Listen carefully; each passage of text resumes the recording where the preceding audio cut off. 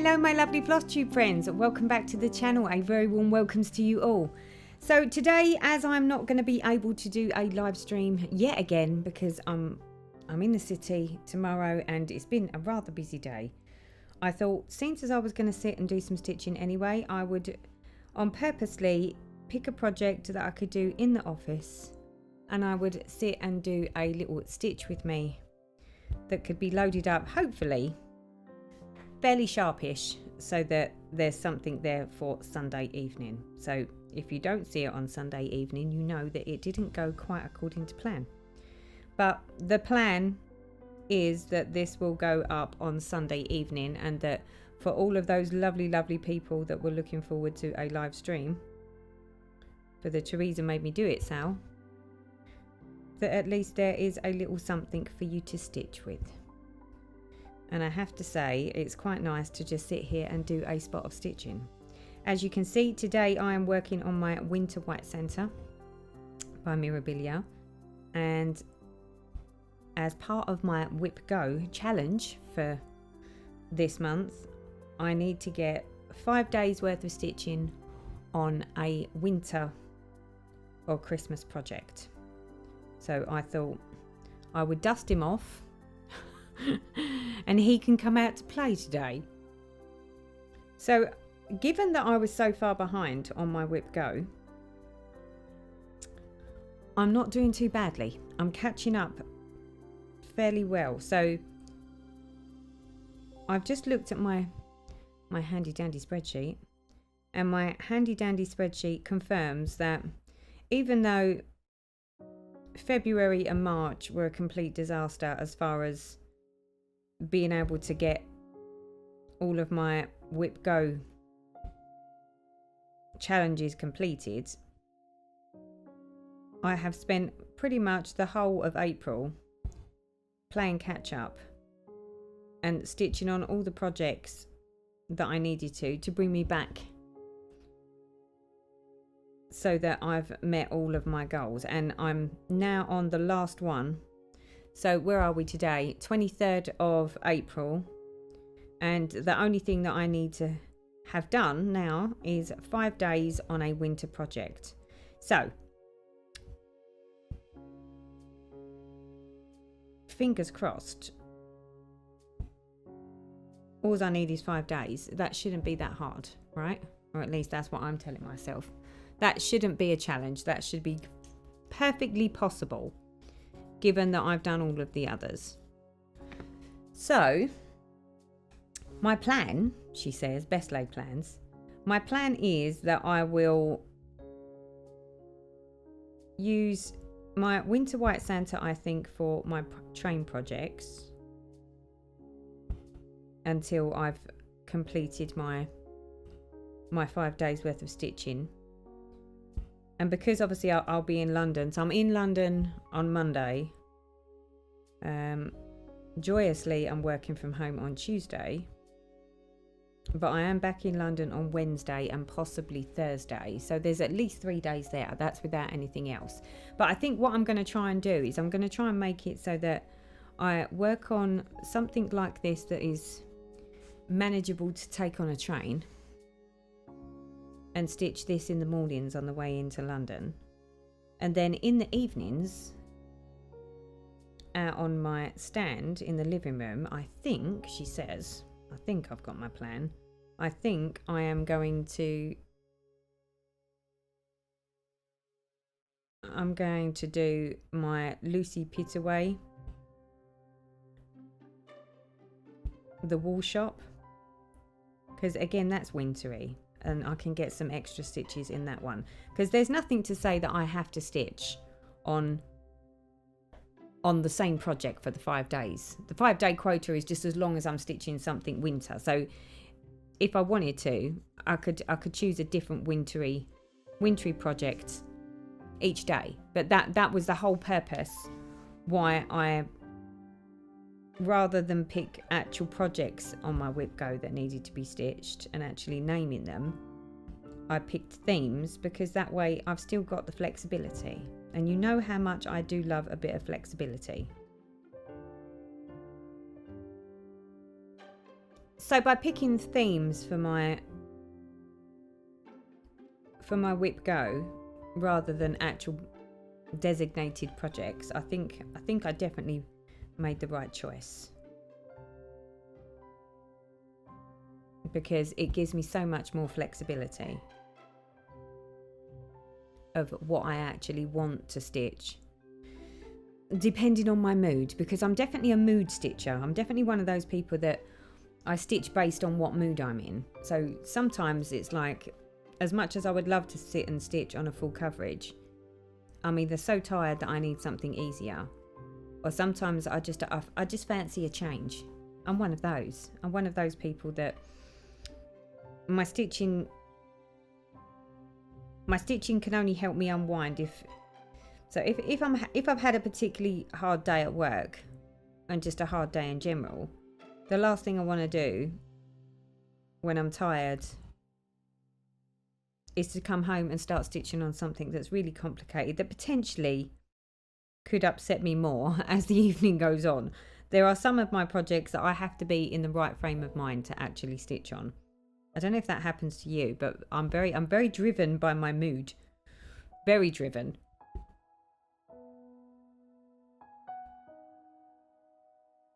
And last week, as an example, I had a really hard week.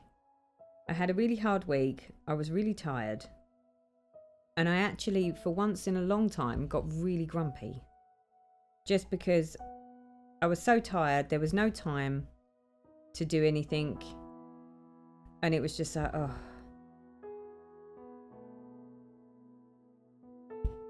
No matter what I was trying to do, I never actually achieved anything. And I think that's where, for me, things don't go very well. Because if I'm busy or I'm tired, I'm fine with being busy and tired, providing I feel like I've actually achieved something. What I'm not very good at is when I feel that I'm tired, I'm busy, and I've had all these plans and all these things that I wanted to do or that I needed to get done, and none of it happens. And I don't know why. I can't... You know, when you sort of sit there thinking, well, you know, it doesn't really matter. The things that I'm saying I have to get done are not exactly the sort of things where it's like, well, it's an absolute necessity.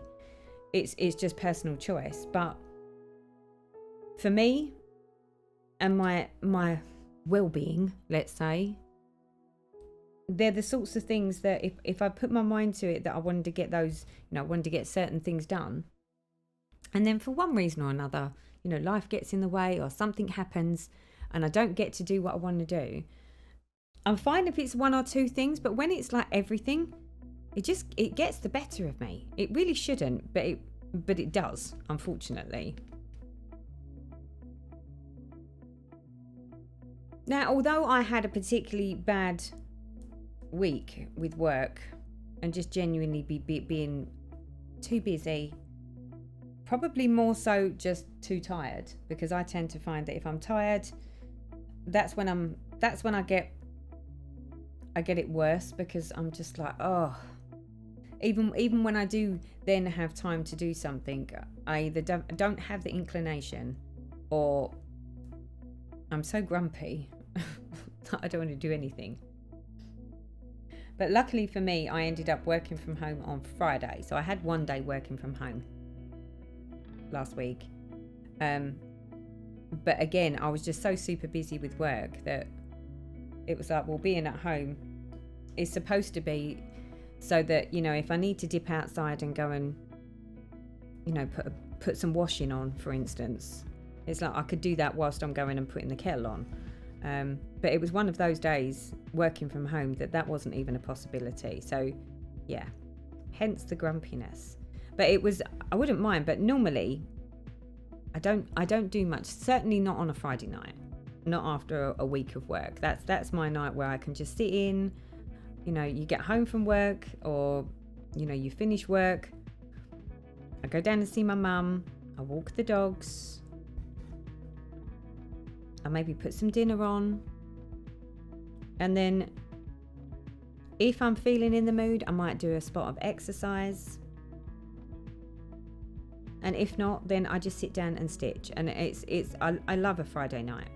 But this particular Friday night, after I've just had a really, really rough week in London, and my Friday was the only day that I'd worked at home, Darren had arranged for us to go out round to a friend's house. And and it's just like, at the time, I was like, I can't believe this. I can't believe he's organised for the only Friday that would probably be the worst Friday for me to go out, because I've had a really crap week and I've been in London all week, and all I wanted to do was not leave the house on Friday. And of course, the one day that I really didn't want to go anywhere, and he's arranged for us to go somewhere, which is really rare because that never happens. Me and Darren very rarely go out on a Friday. Sometimes we'll go out on a Saturday night, but even then it's quite rare because Darren's normally out racing on Saturdays and Sundays, especially now because the race season started. So yeah, needless to say, on Friday evening, so I was supposed to finish work at 5:00, and I think I finished at about 5:30. And I was thinking, well, even though we was going out, I had a little bit of time because he'd gone down the gym and didn't come back. So I was like, well, we're obviously not going out anytime soon. So I thought, oh, well, I'll do a few bits and pieces that I need to get done. So I started doing my bits, and then Darren walked in at about 6:00, stuck his head through the door, and he was like, are you not ready yet? So I was like, what do you mean am I not ready yet? And he was like, well, we're supposed to be there now. And I'm like, but it's only just 6. And he was like, yeah, I said we'd go round there early. We was already supposed to be round there. The idea was that we was going to go round there as soon as you'd finished work. And when you're like, it would have been nice if you let me know, my love. Use your words. You are supposed to tell me what time you expect me to be ready. Not just disappear and then come back and sort of say to me, am I not ready yet?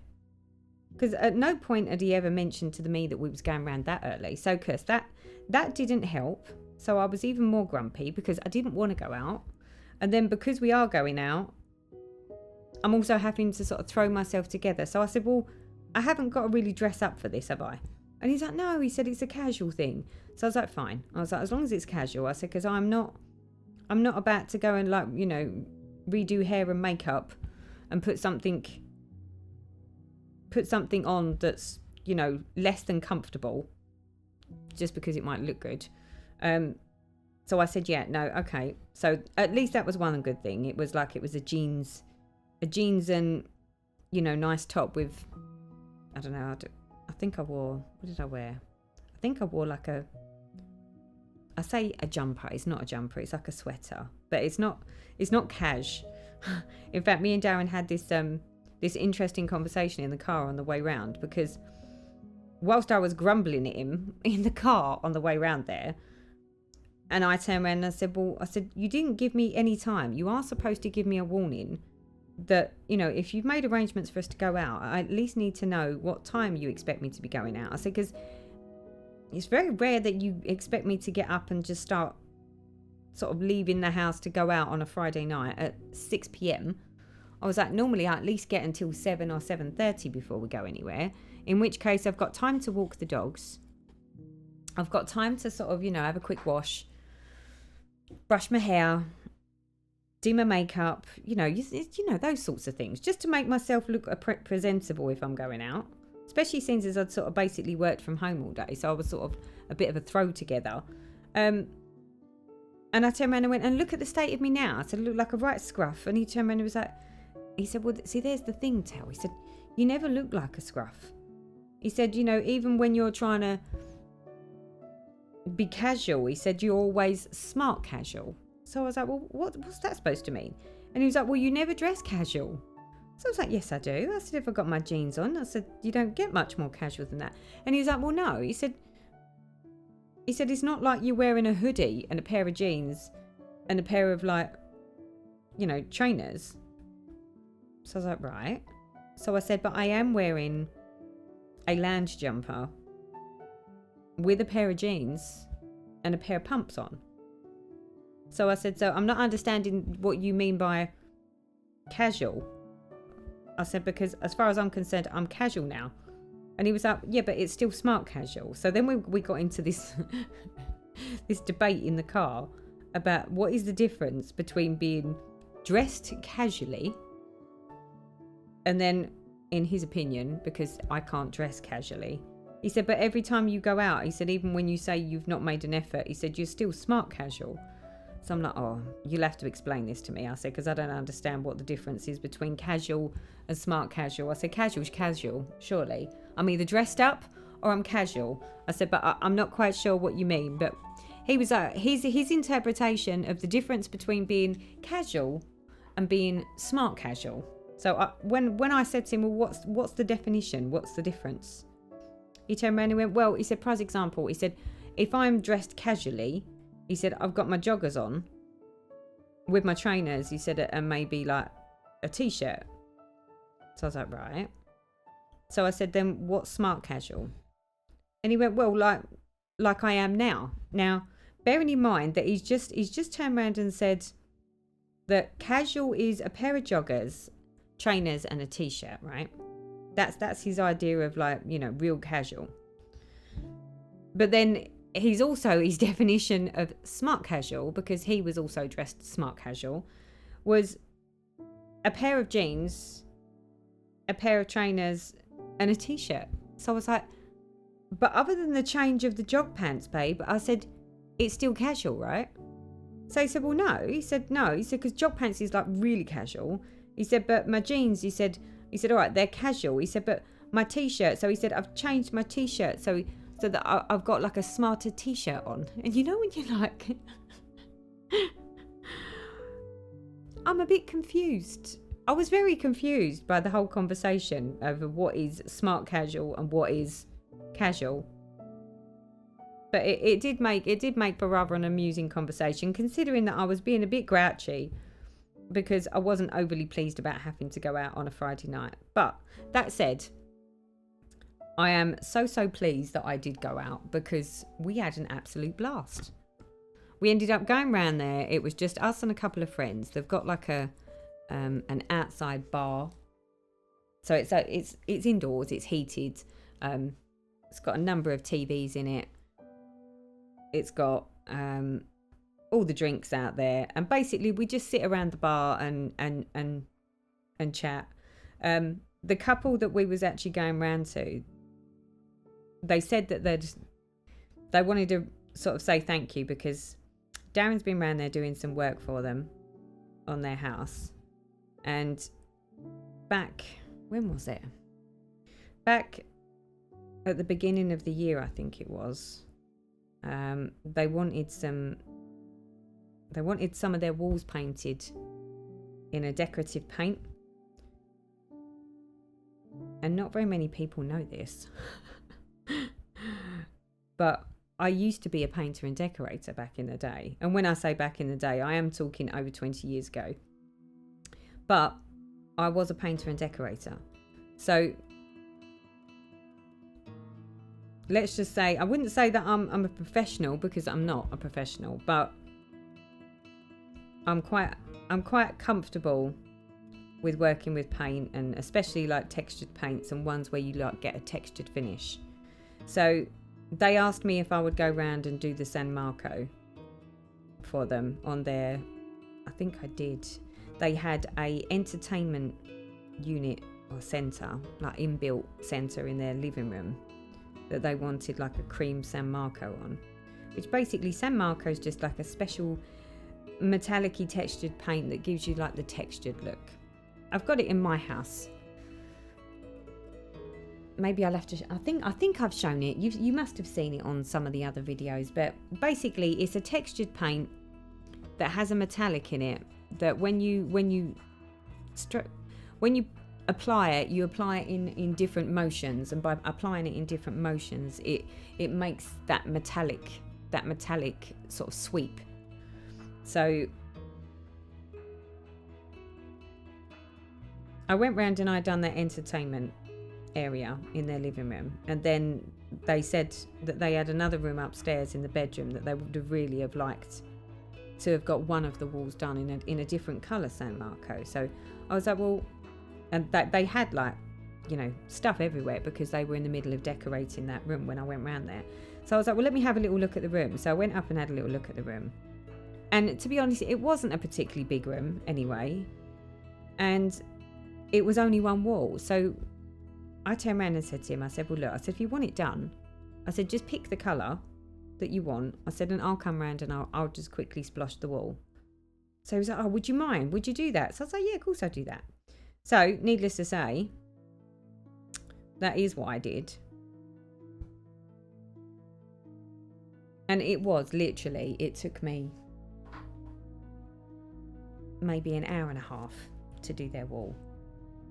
And I think I went round there one morning, like nice and early. So it didn't really encroach in my time. But because I did that for them, and obviously I did it, you know, I did it for free. They turned around and said, well, come round one night and we'll order a takeaway and, you know, to say thank you. So because this Friday just gone was the night. And like I say, I went round with the, not with the size 9 ache, because that's not true. But I was a bit grumpy because I was like, I didn't really want to go out. I would have rather have preferred to have stayed indoors, had the time to go walk the dogs, because that was the other thing that had annoyed me, was that Darren had basically made all these arrangements, not told me a time that we was going, but he obviously knew we was going early, and rather than think, well, she's working and then I'm going to expect her to get up and go out, I best go walk the dogs for her. He didn't walk the dogs. He went to the gym. And then he came home from the gym, and it was at that point that it was like, come on, we're supposed to be going. Whilst I was still sitting in the office. And I was like, but the girls haven't even been out for a walk. And he was like, well, he said, you knew we was going out. So I was like, yeah, but I thought we was going out later. I thought I had time to go walk the girls. So I don't like leaving the girls, but especially like when I'm working from home. And even if I'm not working from home, the one thing that I don't like doing is not spending the time with the girls and doing any playing with them, because I was too busy all day to play with them. They were exceptionally good. They'd done lots of sleeping and they played by themselves a little bit. But all in all, they were super, super good little girls. And when I'm working from home and I'm too busy to interact with them or play with them, I think it's always very important that I take them out for a walk to give them their out time. Because I was like, well, you know, they've basically slept all day. I mean, I know it's a dog's life because, wow, those girls can sleep. But they thoroughly enjoy their walks. So I was like, well, they haven't been out for a walk. They've not been played with all day. You've gone to the gym and looked after your oneself. And now you're expecting me to throw myself together and just abandon the girls. Now, if that wasn't bad enough, the girls normally are never left at all, because either Darren's here, I'm here, or Lauren and Ben are here. And for the first time ever, Lauren is like a social misfit, a total hermit. And for the first time ever, she had also made arrangements to go out for dinner with Ben and Ben's mum. So I was like, well, that's just great, isn't it? I was like, so not only am I going out and I don't want to, but Lauren's now also going out. The girls have not been interacted with or played with all day. They're now not going to get a walk because I need to leave. And then we're going to leave them to their own devices in my house, which, like I say, they're never left. So this was like a first. So the longest the girls have ever been left, and this is normally through the day, is about an hour. Because if Lauren goes out and gets her lashes done and Darren's at work and I'm working in the city, that is the longest the girls are ever left. So the thought of me going out for the evening for dinner and Lauren going out for dinner, I was like, well, the girls are going to be left for way longer than an hour. But then Darren's like, they'll be fine, Teresa. And then like Lauren was like, well, don't worry, I won't be that long. She was like, I can't imagine that I'll be more than 2 hours. She said, I'm only going out for a meal. So I was like, oh, all right then. I said, as long as someone's going to be back within 2 hours. And I was like, and God knows what they're going to get up to. I just had this vision. I had a vision in my head that I was going to come home and the girls had sort of destroyed everything in sight. I think I think what done it, or the reason that I'm so anti leaving them, is one, because they're not very often, well, they're, like I say, they're very rarely ever left, and if they are left, it's only for about an hour. But the last time that they was left for any real space of time was back when they were smaller, and we had the Christmas decorations up, and that was when they destroyed the Christmas decorations because they thought they were toys. So maybe that's why I was so hesitant and sort of, and I was sitting there thinking, well, look, 2 bored puppies, I say puppies, they're over a year old now, so they're not puppies, but they're still young. So 2 bored dogs that have basically done nothing but sleep all day long. No one's played with them, and then they're going to be left in their house to their own devices. And I just had all these visions of what potentially could go wrong, what they might get up to whilst we weren't here. And you know what? The girls ended up being left for 3 hours because Lauren said that she'd be less, there was no way I'm going to be 2 hours. She said no more than 2 hours. Whilst we was out, they said that they were going to order a takeaway, but obviously they didn't order the takeaway until quite later on after we'd arrived. So by the time we waited for the food to turn up, we was already at the 2 hour mark before the food turned up. So I'm looking at my clock thinking, oh God, should I just go and jump in the car and just quickly run round home and just make sure that the girls are okay? And I was like, do you know what? No, because if they aren't okay and they've destroyed something, I won't want to come back. And I don't want to disturb them if they were fine. So we've got cameras. So we've got like these little cameras all over the house so that I can keep an eye on them. And in all fairness, the way the cameras are placed, I couldn't actually see them, which meant that they must have been laying up by the front door. There's like a bed. I've got like a unit where all the coats are hung. We've got a unit with a drawer. And then I've put one of their beds under there. And for some bizarre reason, they absolutely love to lay by the front door. Purely so that they don't miss anything, I'm sure.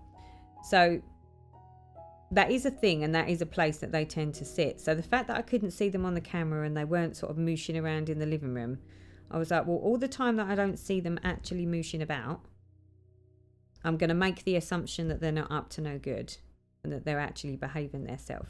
And you know what? I was so proud of them because Lauren got home about 3 hours.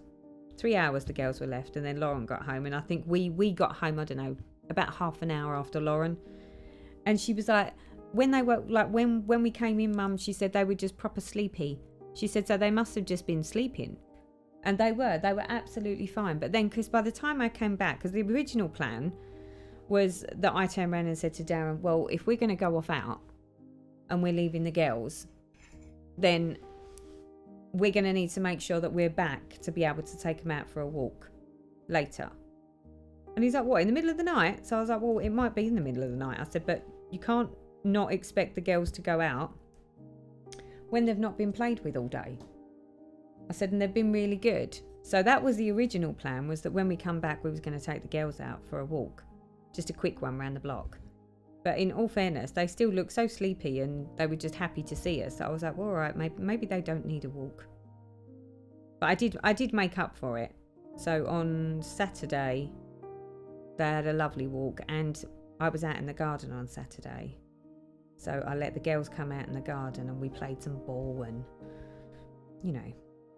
we did mummy and puppy things. So yeah, it was fine. And they had a good cuddle with us when we got home. But I was super impressed with how I came home to 2 well-behaved puppies.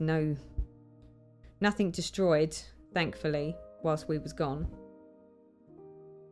So it just goes to show that I didn't have any faith in the girls not to behave themselves whilst I wasn't here. And I didn't really have any reason to think otherwise, other than the time when they were left at that Christmas time and they destroyed some of the Christmas ornaments. But then they were babies then.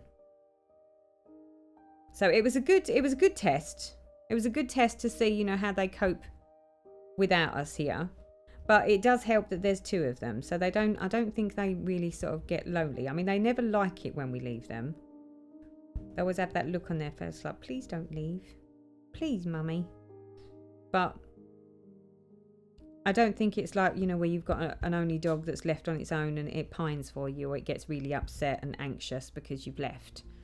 We don't have that sort of situation going on. So, you know, the method in the madness of getting two puppies at the same time, which at the time seemed like a crazy thing to do, and even now, it still, in my opinion, was a crazy thing to do.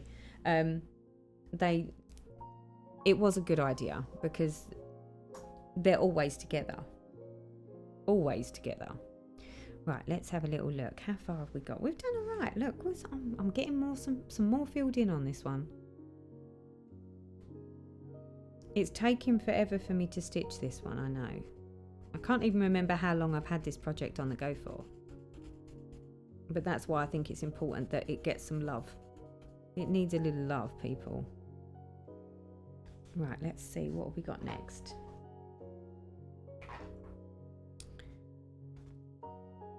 So, like I said, going off out on a Friday night was not my idea of fun initially.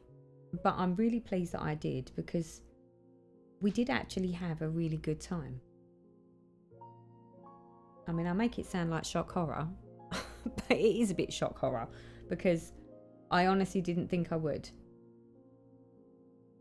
I honestly thought, you know, I can think of so many other things that I'd want to do, and it does not include going out round to someone else's house whilst Darren drinks and I'm sort of sat there getting more and more moody as the evening goes on. So I was quite pleased that we went. We had an absolute, you know, considering sometimes I find that if I plan or organise a night out, I never really enjoy it as much as I think I'm going to.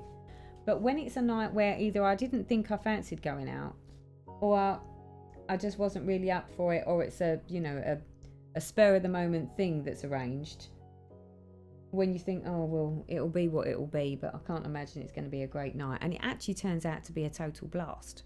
So yeah, it turned into one of those nights where it was a total blast.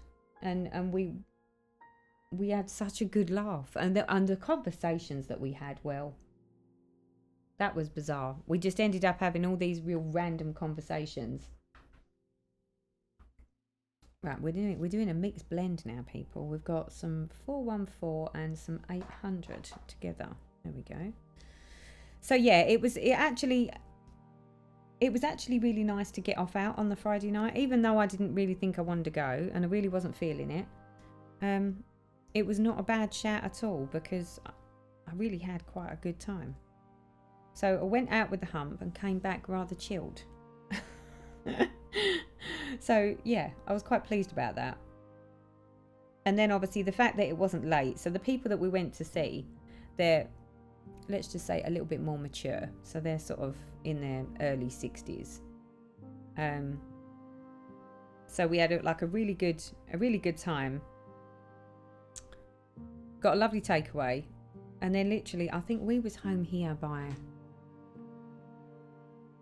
11:30, I think we came in. So it was lovely. It was lovely in the respect that it wasn't like an all-night session. We had a good laugh. It was just literally the two couples. A little bit of background music, something nice to eat. It was just really nice. So it just goes to show you that even when you're sort of sitting there going, oh, I really don't want to go out and I really don't fancy this, it's a good job that I didn't sort of turn around and say, that, sorry darling, I'm going to have to cancel, because I'm in such a grotty frame of mind. So I don't want to be around people, because that's sometimes what I would do if I feel like I'm likely to just look like the miserable person. So yeah, it turned out actually a really good Friday night. Not bad for someone who doesn't go out very much and is a bit of a social misfit, right? But it just would have been nice if it had been on a week where, well, even like this week coming. So this week coming, I'm in London on Monday.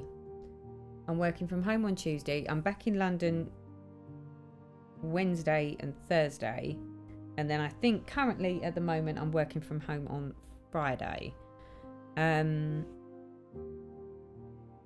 So I think a day like that is not quite so bad, because I've had a few days in London, I've had a few days at home,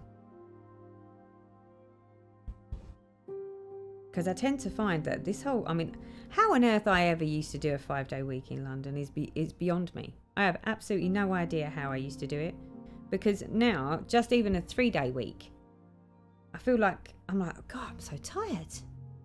I can't understand why I'm so tired. I think it was just because we just did. And then obviously with the whole COVID and then not doing it, and then now like a 3-day week, I'm like, wow, that's hard. It's really bizarre.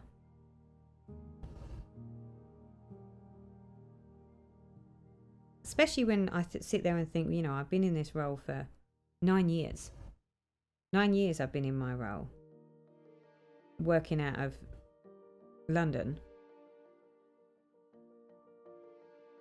And I used to do it 5 days a week, and it used to be 5 days a week. I used to be up first thing in the morning, bright and breezy, on a train, happy as you like, busy all day, come home, maybe go out for a run, walk Fudge and Chester, do building work, do gardening. You know, when you sit there and think, how on earth did I manage to do that? Because I certainly don't feel like I've got the staying power to do it anymore. And then I have to remind myself, you know, give myself a very stiff talking to, that it's like, Teresa, you do realise you've still got lots and lots of years of work to do yet. So how on earth people manage when they work beyond their retirement age? I mean, that's the other thing that sort of worries me, is doing the job that I do now. It's fine if I've only got to do a 3-day week in London, but if for any reason they decided to change their mind, which I know there are a lot of companies in London that have done that, where they've basically said, right, that's it. The 3 days, you know, the flexible working and the 3 days working in London, we're not seeing the productivity from the people like we'd like, so we've made the executive decision that we're all gonna go back into the office 5 days a week. And it's like, you know, when you're sitting there thinking, God, I don't think I could do that. I think I would actually consider changing my job if that was the case. I don't know if I want to. I don't even think that I could, because if I had to, I would, because we all do when we have to. But in my opinion, it would be like, well, it's not much of a life. I'm not spending my life commuting that far and dealing with the trains and the tiredness and the getting up at the crack of dawn, all for the sake of earning money. Because I could quite easily just go and get a job somewhere else and have a really short commute, and then I wouldn't have to get up so early. Because that's the reality. I mean, I think that's where people sort of get a bit confused. They're like, well, yeah, but you know, we all go to work. But it's like, yeah, but to do a 2-hour commute into London, and it's not just you just sit on a train all the way there and then all the way back. I have 3 different trains that I get on and walk. So it's 3 trains and walk and a bus. And it's like that's before I've even got to work. And then I have to do the same thing coming home. It's just not, it's not the same as like other people that I know that work much, much more locally. They don't even have to leave their house until, I don't know, 8:15 in the morning for 9 o'clock start. Or even 8:30. There's some people that are really local and they're like, well, you know, I don't have to leave till 8:30. So they get up at 8:30 and then literally they do a day's work, they finish at 5. They're at home by 20 past 5. 20 past 5.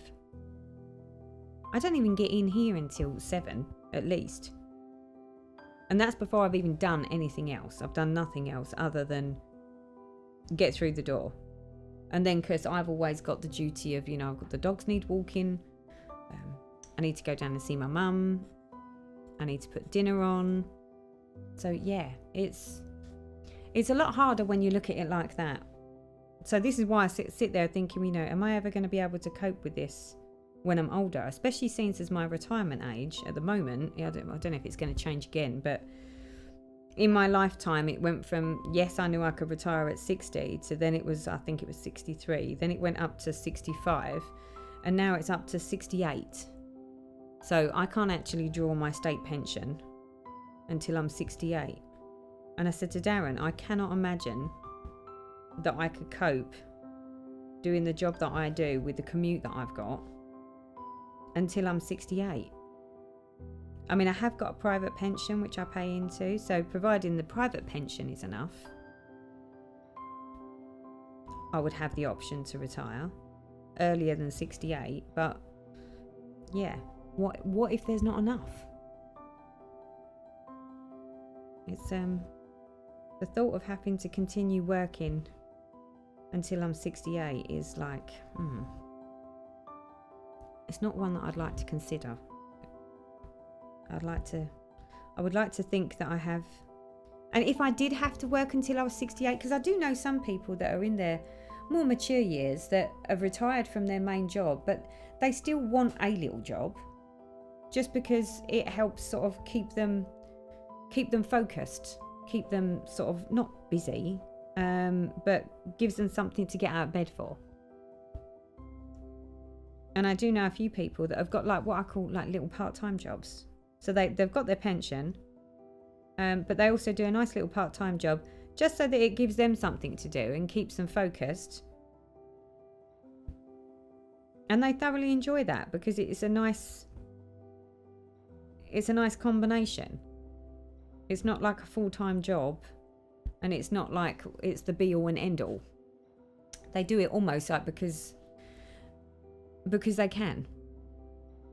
And that they quite enjoy sort of just having just a couple of days a week where they get up and they've got purpose. They've got a reason to get up and leave the house and do all the things. I mean, I get that because I personally am probably one of those people that if given half the chance and I was allowed to like retire tomorrow, other than when I have to leave the house, I wouldn't leave the house. I'm quite alright without having to leave the house. Right, I'm going to move back up because I've just realised that we're going off of where you can actually see me stitch. So let's abandon this bit down here. Where can we go? Let's go over here. There we go. We'll get this little bit done. So yeah, so it would be nice to have like a little local job. But the problem is I know that there aren't any local jobs that would sort of pay me the salary that I'm used to having.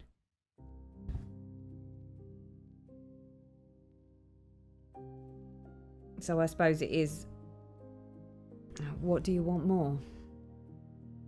And of course we all live to our means. So living to our means that I need the money. I mean, I can't complain too much. It's not like, I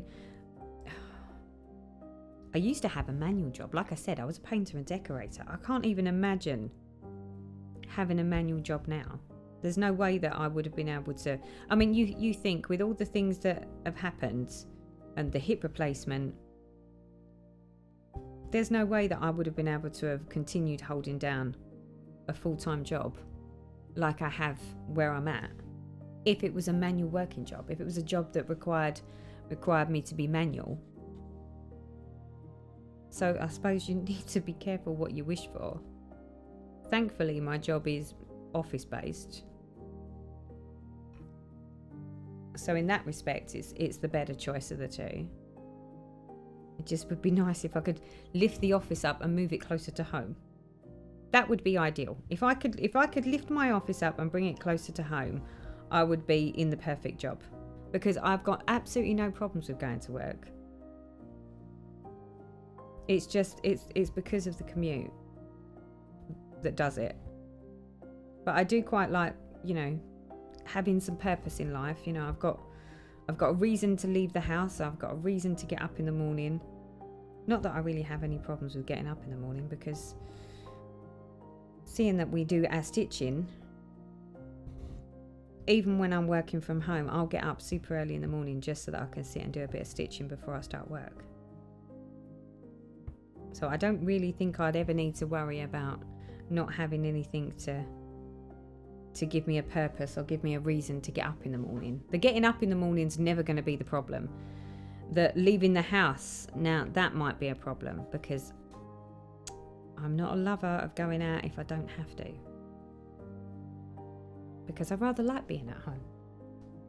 I love being with the dogs. I love being in my own comfortable environment. You know, chilling, doing what I want. It's not to say that I don't like people. I love people. But I love people in certain situations. And of course, it's a bit like, you know, when we go to a retreat, I absolutely have a whale of a time. I thoroughly enjoy myself. But do I have the same enjoyment when I go into work and talk to people at work? No, because they're not like-minded people. So you don't really have a choice of whether you talk to them or not. You have to talk to them because it's part of the job. All right, where am I? But I think that's the funny bit. That I'm quite happy to talk to like-minded people and to actually leave the house and go to retreats and all of that jazz. But the minute it's go to work and have to talk to people about, you know, how was your day, and doing the polite pleasantries, I'm like, oh.